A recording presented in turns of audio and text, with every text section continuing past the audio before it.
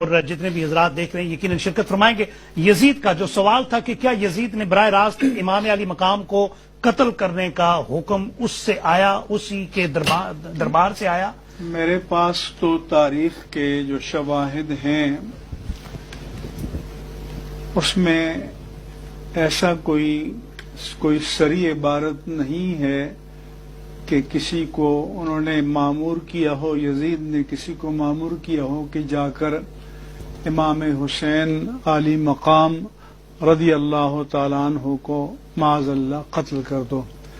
یہ ضرور ہے کہ ان کا راستہ روکنے کا حکم دیا، یہ ضرور ہے کہ ان پر ان لوگوں نے مظالم ڈھائے اور تاریخ انسانیت کے سب سے بڑے مظالم میدان کرب و بلا میں ڈھائے گئے، لیکن کوئی یہ کہے کہ بالتعیین قتل حسین کا حکم دیا تھا تو میرے پاس ایسے کوئی تاریخی شواہد نہیں ہیں کہ یزید کو بچانے کے لیے ایک واحد دلیل قسطنطنیہ، اس کے علاوہ اور کچھ نہیں پیش کیا جاتا۔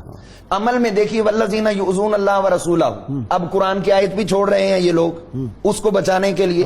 پھر دیکھیے جو حضور صلی اللہ علیہ وسلم نے ارشاد فرمایا کہ جس نے اہل مدینہ کو ڈرایا اور اس کو اللہ تعالیٰ نمک کی طرح پگھلا دے گا، اس حدیث کو بھی چھوڑ رہے ہیں۔ پھر حضور صلی اللہ علیہ وسلم نے فرمایا کہ جو اہل مدینہ کو خوف زدہ کرے گا اللہ قیامت کے دن اس کو خوف زدہ کرے گا، یہ حدیث بھی چھوڑ رہے ہیں۔ سینکڑوں حدیثیں چھوڑ کر ایک اس کو بچانے کے لیے بات کریں نا، جو میں جس طرح توجہ آپ کی دلا رہا ہوں کہ وہ ایک حدیث میں آتا ہے کہ جو شہید کرے گا میرے نواسے کو اس کا نام یزید ہوگا، اس طرح یقال لہ یزید، یہ بالکل روایت موجود ہے۔ یہ ہاں جی، اس کے اندر حضور صلی اللہ علیہ وسلم نے پہلے اس کی توضیح کر دی۔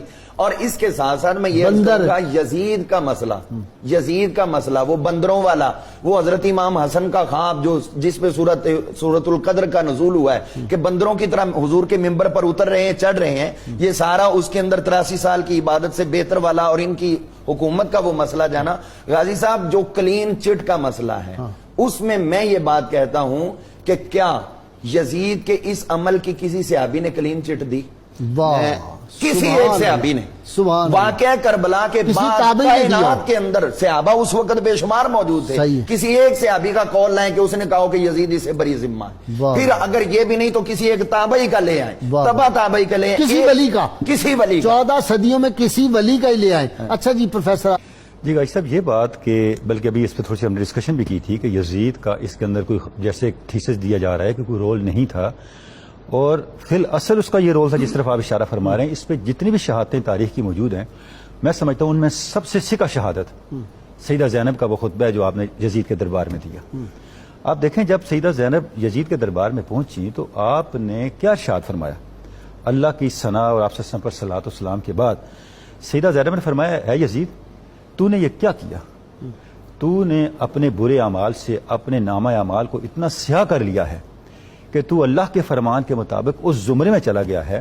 اب آپ نے آگے قرآن شریف کی آیت مبارکہ پڑھی، وَلَا يَحْسَبَنَّ الَّذِينَ كَفَرُوا أَنَّمَا نُمْلِي لَهُمْ خَيْرًا لِأَنفُسِهِمْ إِنَّمَا نُمْلِي لَهُمْ لِيَزْدَادُوا إِثْمًا وَلَهُمْ عَذَابٌ مُهِينٌ۔ کافر لوگ یہ مت سمجھیں کہ انہیں مہلت مل رہی ہے ان کے لیے بہتر ہے، نہیں، انہیں مہلت اس لیے مل رہی ہے کہ وہ اپنے گناہوں میں مزید اضافہ کر لیں، ان کے لیے بڑا دردناک عذاب ہے۔ سیدہ زینب نے یہاں فیصلہ فرما دیا یزید نے کیا کیا اور کس کیٹیگری میں فال کرتا ہے۔ اچھا غازی صاحب دیکھیں اس کے بعد آپ نے ارشاد فرمایا یزید تم سے ہم خیر کی بلائی رکھیں جس کی دادی نے اہل حق کے کلیجوں کو اپنے دانتوں سے چبایا تھا۔